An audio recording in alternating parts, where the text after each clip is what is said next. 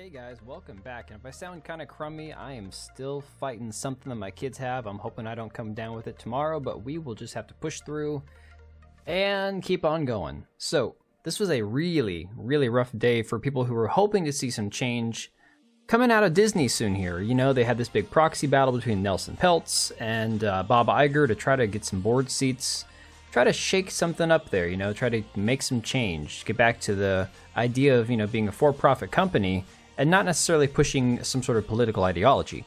Now, today, after the vote was, you know, finalized and the board isn't going anywhere and Bob Iger wins, he gets to keep things the way they are, he came out and said it wasn't his job to advance any kind of agenda.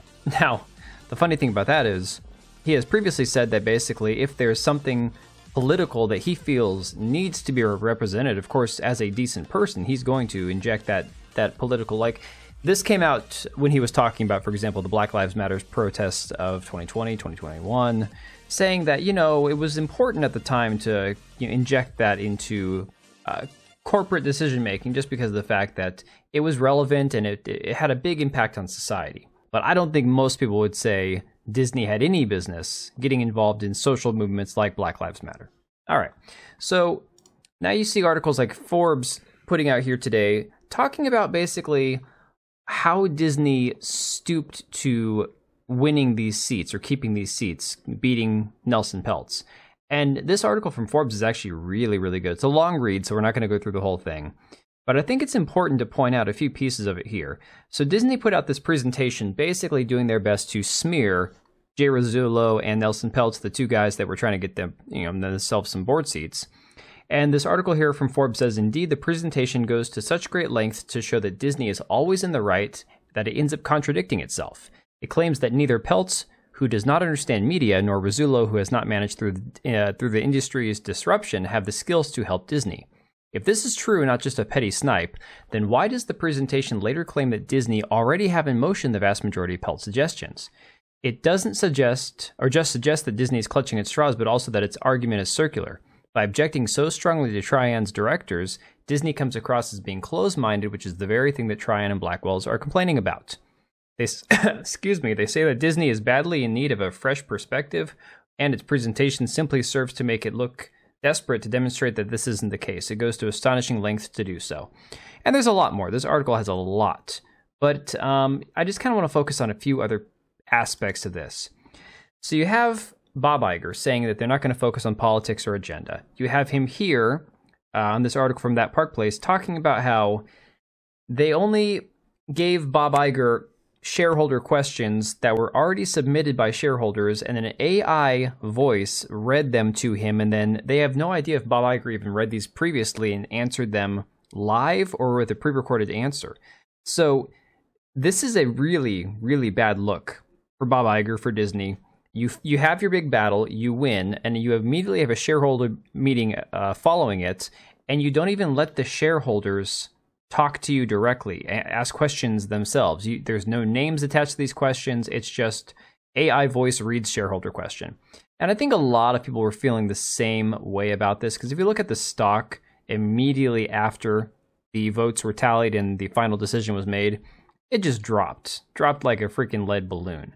And a lot of this has to do with recent news you've seen coming out of, you know, Collider, coming out of all different outlets, talking about how Indiana Jones and the Dial of Destiny lost Disney over $130 million. Now, Valiant Renegade, you know, really good YouTuber, did an analysis of Disney's movies from 2023, and he estimated months ago that Disney lost about $1 billion in the box office. Things like this are actually going to show that he was probably pretty damn close to accurate with that number, okay? And it's because these movies have huge budgets, $387 million. So after making these kind of mistakes, making movies that aren't for anybody, that nobody wants to watch, what do you think the smartest thing for Disney to do today would be? Well, apparently, it was to leak that there would be a female Silver Surfer in the upcoming Fantastic Four movie. I'm not joking. And of course, I had a good laugh pointed out on here under this Culture Crave post. I'm like, of course she is, because MSHEU. And oh my God, you cannot believe the people who were losing their minds in the responses.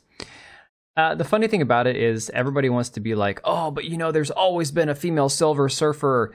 And I'm like, okay, so if you want to use this character, for example, that she's supposed to be Shalabal, apparently this character was briefly, at one point in time, Silver Surfer, and died abruptly after.